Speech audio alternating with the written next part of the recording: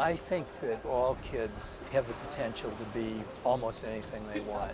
And I think any program that lets them know that and then gives them the opportunity to develop skills so that they can express it properly is of enormous value. It's a pleasure for David and I to be here today. My name is Dwayne Hughes. I'm a lawyer at Morgan Stanley.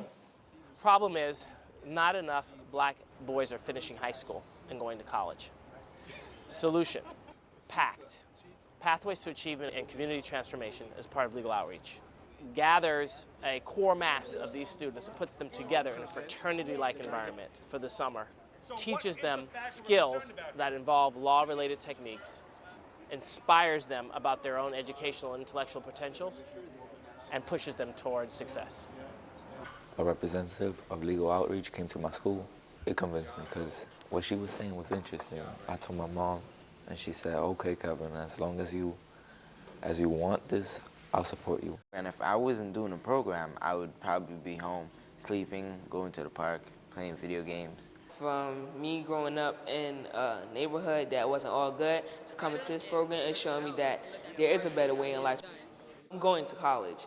I've seldom been as nervous or as excited as I was about coming to speak to this group, because it is the future. The enthusiasm of the kids and their real self-confidence that they were prepared to ask questions, and they clearly paid attention to what I said and had even done some research. So they asked some questions that I didn't even talk about, but they knew about my background, so it was great. I'm considered a shy person, but now I've learned to open up, raise my hand most of the time, go up in the front and explain, and it's helped me a lot. Oh, the guest speaker, he was great. He was really great. The stuff that he accomplished in his lifetime is really something to respect. Absorb everything you can, read everything you can. Then in terms of skills, you do have to learn to be disciplined. You have to work hard at things. Discipline, for me, is the most important thing, because with discipline, you learn how to listen, how to learn. So if you don't have discipline, you're really wasting your time here. You just do your work, and there's no excuses whatsoever. You just do your work and deal with it. The responsibility, you have to have it on point. You have to do your homework every night. There's an essay every night, a thank you note because there's a speaker every day. Well, we do a lot of essays. A lot. Every day we have to do an essay. They're in every day. They come here some of them an hour before it starts in the morning. They hang around afterwards. They're motivated. They have a vision, and there's an idea that they see, and I think some of them haven't had that vision, and now that they have something that they can direct their energy towards, they can go with it. I really like the field trips we take. We went into a law firm, and it was really exhilarating to see the environment of lawyers and what they do.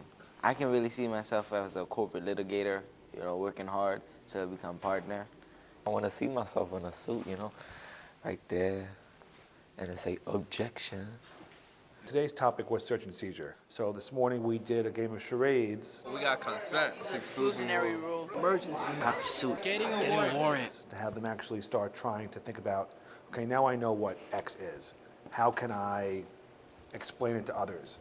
And being able to think about those things and making a convincing argument at first to your peers, and when we build up to the mock trial later, in front of judges and larger audiences. I'm actually going to be speaking like a lawyer in front of a judge and the people of the court, so it really gets me motivated. You guys can be ready to make an objection if you hear. When you grab them at this age, it's like a pivotal point in their life. They're getting ready for high school. I mean, it's great. The tools that they learn, the skills, the friendships, it's invaluable. You can't put a price on it. Today, our focus is direct examination. What happened on the night of November 15th? We're practicing for our huge mock trial at the end of the year. We're going to actually have a real judge come in. All rise. The Honorable Eduardo Favre presiding. And they're going to have to persuade this judge using our fact patterns. Could you recall an instance in which Mrs. Quest was being typical? That's the beauty and why it's so amazing to me to watch this program work, because you're taking some of those very young kids who may have been somewhat turned off to school and everything and turn them around, have them embrace it and commit to it.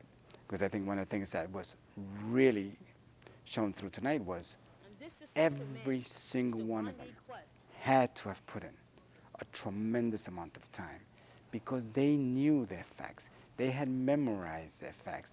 And not only that, they played with the facts. A young producer at the peak of his career now sits in pain because it offended. Just about all of them were able to go off script to try to make a point or to try to trick up, the opposing counsel. That shows a lot of work. The winner of the 2009 mock trial competition is the prosecution. When people say, what are the answers to the problems that we face as a society, this program is unquestionably one of those answers in my mind. I think all kids in the New York City area should be in legal outreach. No, it's like empowering me to do more in my life. It's all a brotherhood, a pact, and we can't leave anybody behind.